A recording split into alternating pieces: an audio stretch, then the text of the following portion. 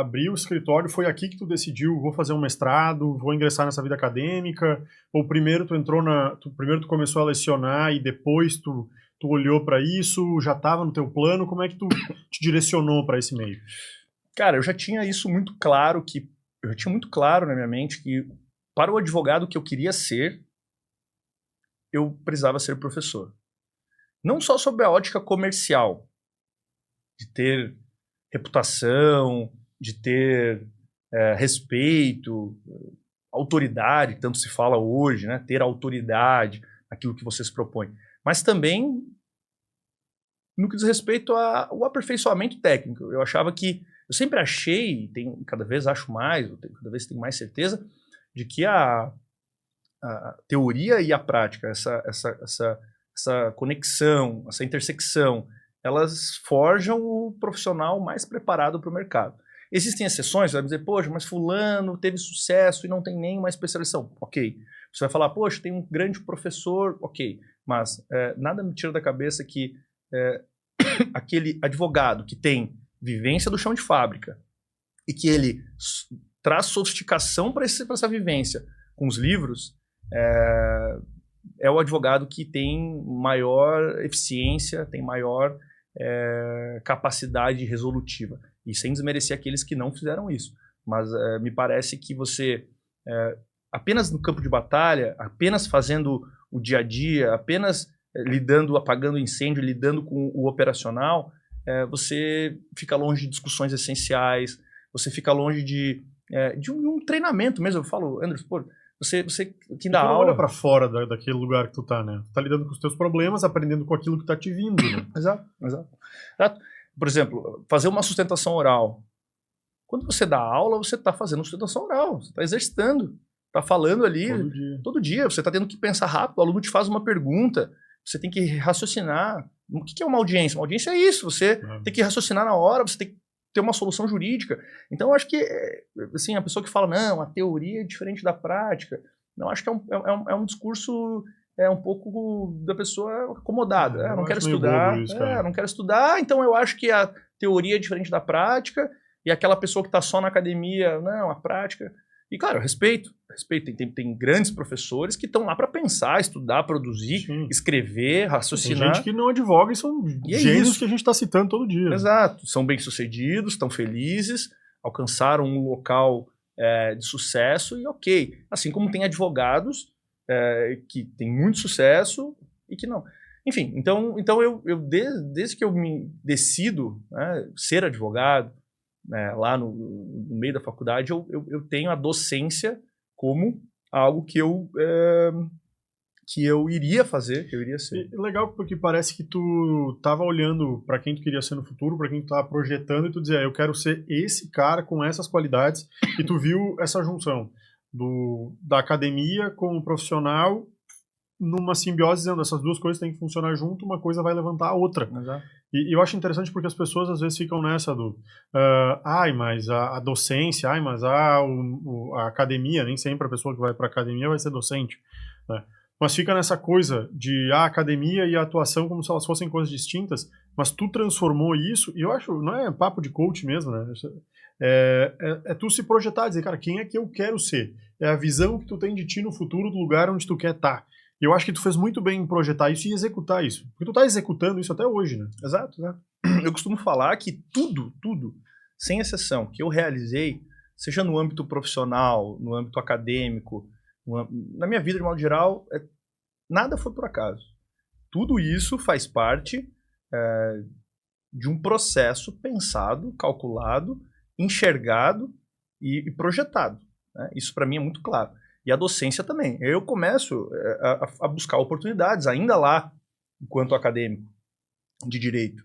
E aí eu leciono numa escola particular da cidade, eu leciono num cursinho preparatório para o INSS, porque veja, antes de ser advogado, eu já me posicionava no Facebook, eu já era alguém que estava nas reuniões de conselhos da cidade sobre segurança pública, eu já andava de terno, numa cidade pequena, eu já era visto como advogado. Eu tinha sido aprovado na OAB logo ali depois do 8º semestre, eu estava com o TCC apresentado, eu era presidente do centro acadêmico, eu me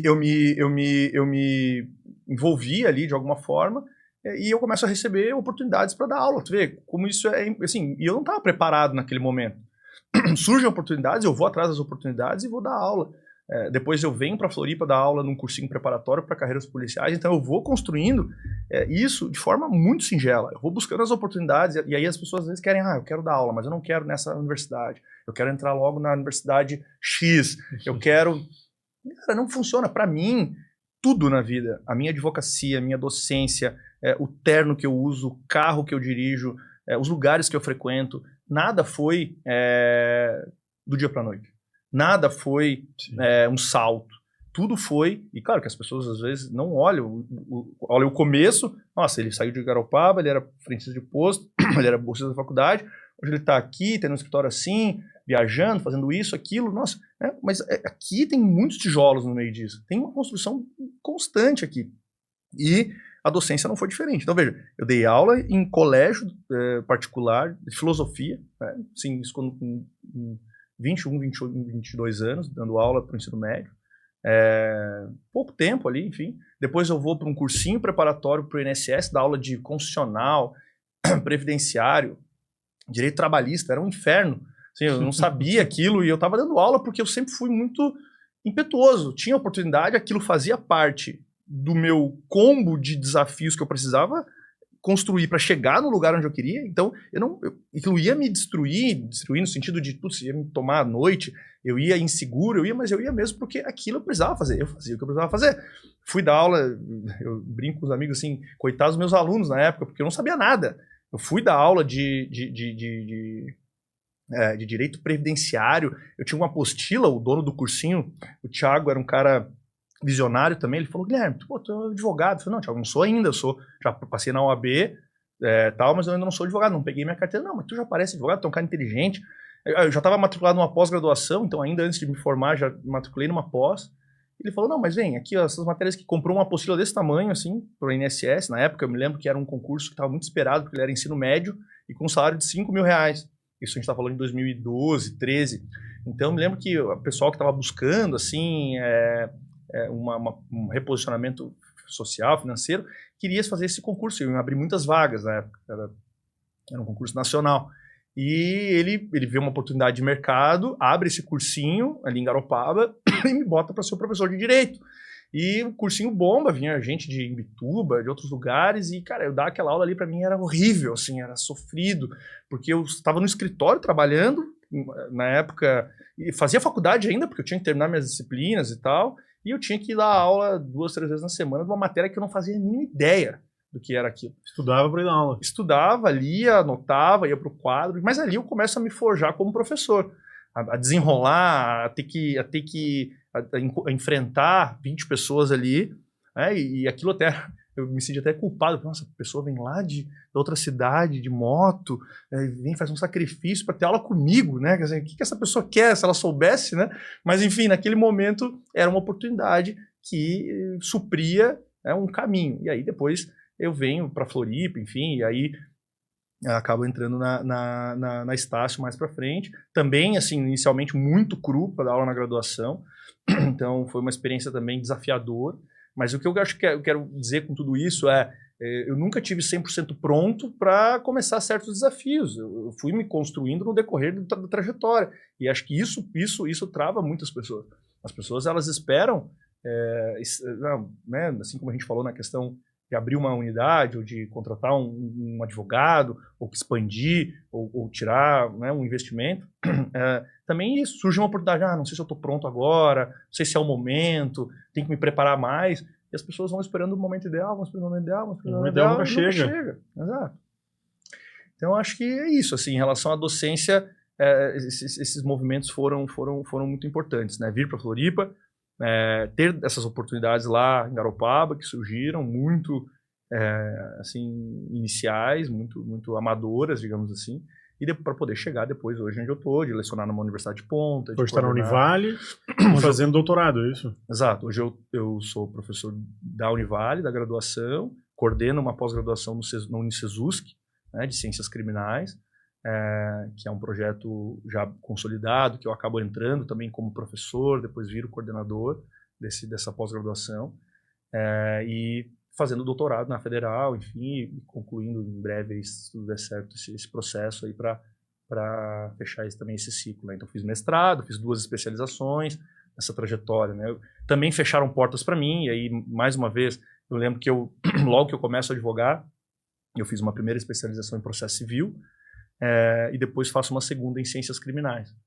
E que, inclusive, é essa coordenação essa instituição que hoje eu coordeno, né? Eu fui aluno lá em 2015, 2016, fui aluno dessa especialização. Quando eu começo quando eu decido que eu quero ser criminalista, eu começo a mapear cursos no estado da temática penal, e na época esse era o curso que existia, assim, presencial, já consolidado, estava na 4ª ou 5ª edição, e eu faço como aluno em 2016 e 2017.